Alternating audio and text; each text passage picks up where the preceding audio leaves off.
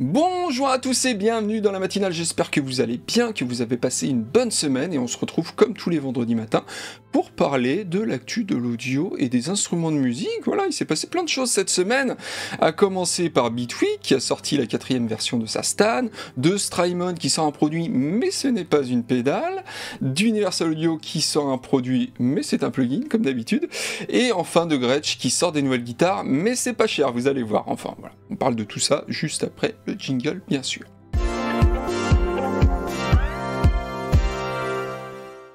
Magnifique jingle, évidemment. Donc voilà, il est temps pour moi de remercier Thomann, qui est toujours le sponsor de l'émission. On les remercie, le magasin Thomann. Alors, il n'y a rien à gagner cette semaine, mais bon, je vous ai déjà fait gagner pas mal de choses quand même dans la matinale. Donc, rien à gagner cette semaine, mais bon, dans un futur proche, il y aura encore quelque chose à gagner, ça je vous le promets.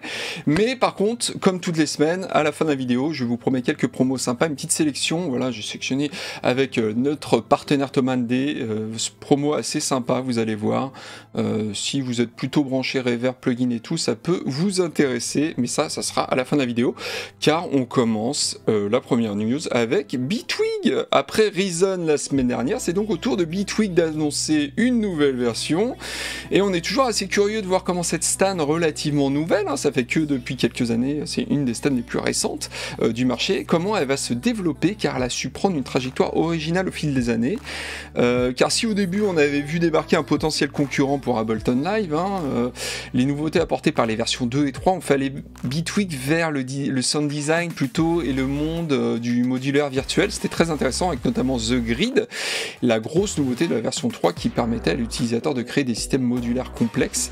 Ça c'était vachement bien d'ailleurs, le test de la version 3 est disponible sur Audiofanzine si ça vous intéresse. Et donc pour cette 4e mouture, on va plutôt aller du côté des clips audio avec la possibilité de faire du comping dans la partie live, donc lanceur de clips, et dans la partie arrangeur, plus linéaire.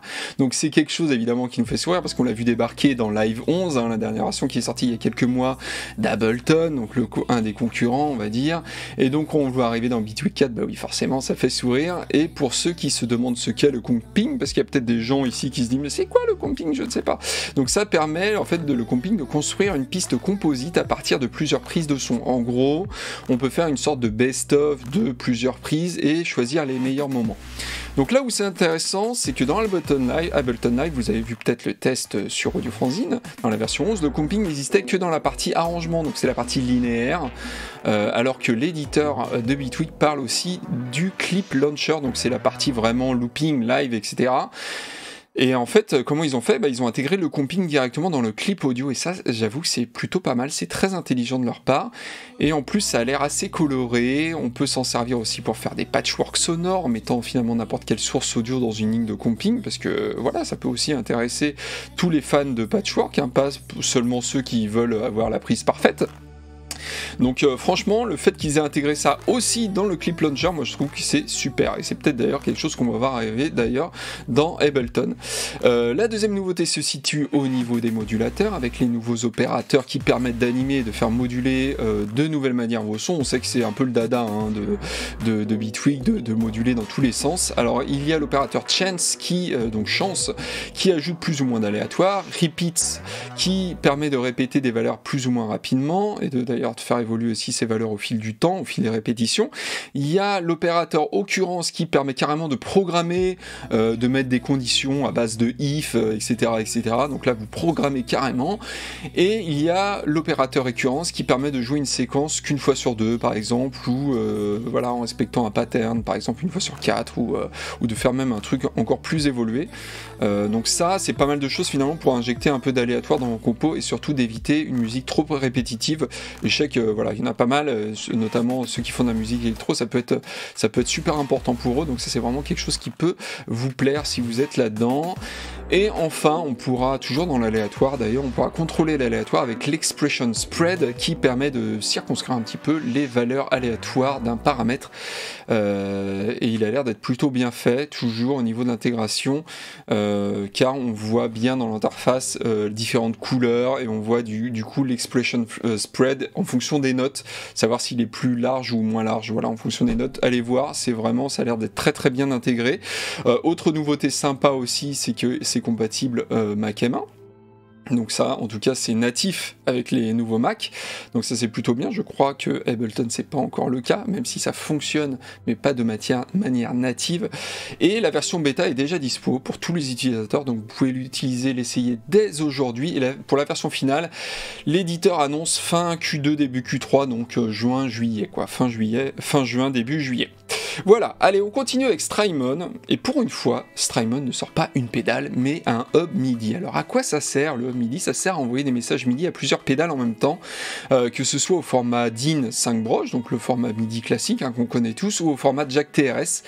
Il y a 4 prises, comme vous le voyez là, qui permettent d'envoyer et de recevoir des messages MIDI.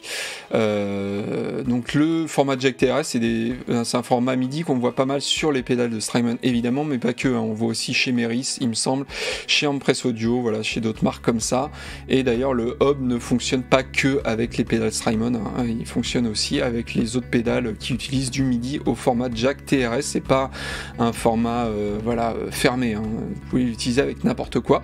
Le petit plus de ce conduit, c'est qu'il offre en plus une connexion USB-C pour le relier à votre ordinateur et permettra donc d'envoyer des messages MIDI de votre ordinateur à vos pédales directement. Donc ça fait finalement interface MIDI. C'est vendu 150$, c'est compact, c'est alimenté en 9 volts standard, ça prend pas trop de place, vous le voyez, donc on peut l'intégrer facilement sur un pedalboard. Que dire de plus si ça semble être une super solution si vous voulez contrôler vos pédales avec votre séquenceur pour par exemple envoyer un MIDI clock pour synchroniser votre écho, votre délai à votre stand par exemple, ou même changer de presets sur le refrain. Après vous pouvez faire n'importe quoi avec votre stand. Donc plutôt sympa comme petite interface. Merci Strymon, on vous salue. Allez, on continue avec Universal Audio qui revient cette semaine. Ils sont passés il n'y a pas si longtemps que ça dans le matinal, mais ils reviennent cette semaine avec un nouveau plugin développé par C-Suite Audio pour les interfaces Apollo et la plateforme UAD. Ce clip permet de réduire en temps réel les bruits ambiants pour les voix en live et le podcasting. Oui, pas bête, Universal Audio, il se place aussi sur le marché du podcast évidemment. Donc par bruit ambiant, UA entend les bruits de ventilo, des voitures qui passent en bas de chez vous, des ronflettes électriques, etc., mais aussi du son de la reverb de la pièce. Vous le voyez, il y a aussi un potard room, un switch qui permet de passer en mode noise ou room. Parce que voilà, quand vous enregistrez votre podcast, vous n'êtes pas forcément dans une pièce traitée acoustiquement, donc ça peut être sympa s'il y a beaucoup de reverb dans la pièce de pouvoir la retirer. Donc les contrôles ont l'air très simples.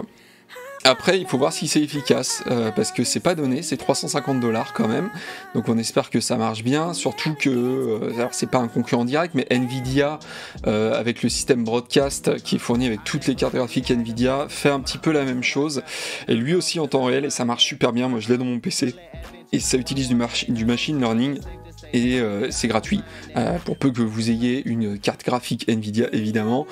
Donc à voir si le résultat est aussi bon que chez Nvidia. Il faudrait faire un comparon tout simplement pour voir si ça marche aussi bien. En tout cas, le Nvidia, moi j'utilise pour quand je fais du Skype ou autre chose. J'utilise pas quand je fais des vidéos pour du fanzine, mais j'utilise quand je communique avec les gens, et c'est vrai qu'il peut y avoir du bruit à l'extérieur, des trucs qui sonnent et tout, les gens n'entendent pas du tout, et en plus vous pouvez traiter aussi la voix de la personne qui vous parle. Donc ça marche super bien, ça marche avec la carte graphique GeForce, donc ça utilise pas du tout de CPU, c'est zéro latence, etc. Donc à voir, du coup ça serait intéressant en tout cas de comparer. Dites-moi dans les commentaires si ça vous intéresse ce genre de solution. Allez, on termine la matinale avec Gretsch, la célèbre marque de guitare, qui complète sa gamme Streamliner avec des modèles dotés de micro P90. Alors les Streamliners, c'est des guitares qu'on a vraiment adoré chez Audiofanzine. Il y a un test d'ailleurs qui est disponible des versions avec un humbucker, donc un double bobinage, et ces guitares elles ont juste un super rapport qualité-prix. Clairement, si la marque Gretsch vous fait rêver, mais que vous avez un budget limité, allez jeter un coup d'œil sur cette gamme. Elles sont vraiment très sympas, très jolies, très bien faites. C'est des guitares hollow body avec une poutre centrale pour éviter d'avoir trop de larcène, donc si même vous avez pas mal de gains, a priori ça pose pas trop de problèmes. Les micros P90, ils ont une super gueule. J'adore les petits plots comme ça, rectangulaires. Je trouve que ça a vraiment une gueule géniale, et personnellement j'ai vraiment un coup de cœur pour ces guitares. Les potards sont super jolis, je les trouve même plus jolis que celles qu'on a testées acheté il y a quelques années maintenant. Les finitions sont cool, voilà, va falloir me retenir là, j'ai vraiment besoin d'aide, à l'aide, s'il vous plaît, la communauté audiofanzine, aidez-moi. Donc en plus les prix ça va, c'est entre 500$ et 600$ suivant si vous choisissez le Bixby ou pas, bref, bon, on va quand même écouter un peu ça.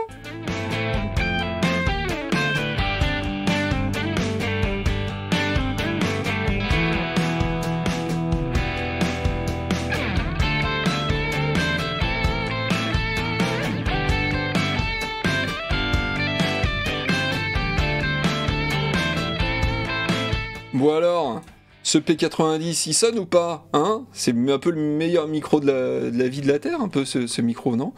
Donc voilà, c'était mon analyse, complètement subjective évidemment, voilà, de cette nouvelle guitare Gretsch qui moi en tout cas me fait bien envie. Donc voilà pour cette matinale, c'est terminé, mais je vous avais promis l'instant promo avec notre partenaire Thomann. On vous a sélectionné des petites promos sympas qu'on peut retrouver sur le site et à commencer par Eventide. Vous avez vu, il y a donc le plugin, le bundle de plugin H9 qui est disponible à 299€ au lieu de 593, donc quasiment 50% de réduc, hein, tout simplement, et les plugins à l'unité aussi sont disponibles à 39€ au lieu de 117.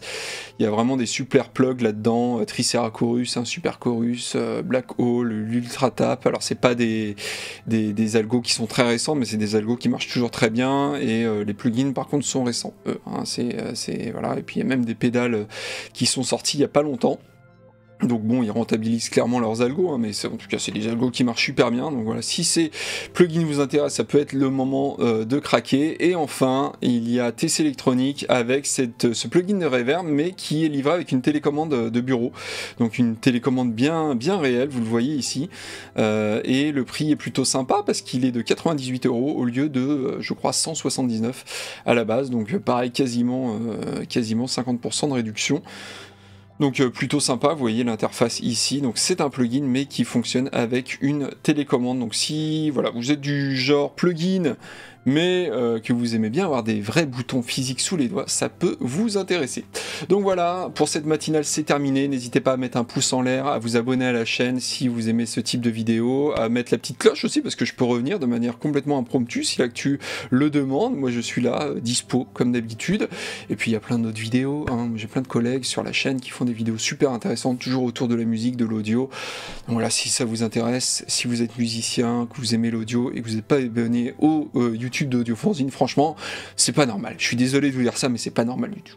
Voilà, donc tentez de remédier à tout ça. Donc moi, je vous souhaite un bon vendredi, un bon week-end, et puis on se retrouve la semaine prochaine. Allez, ciao!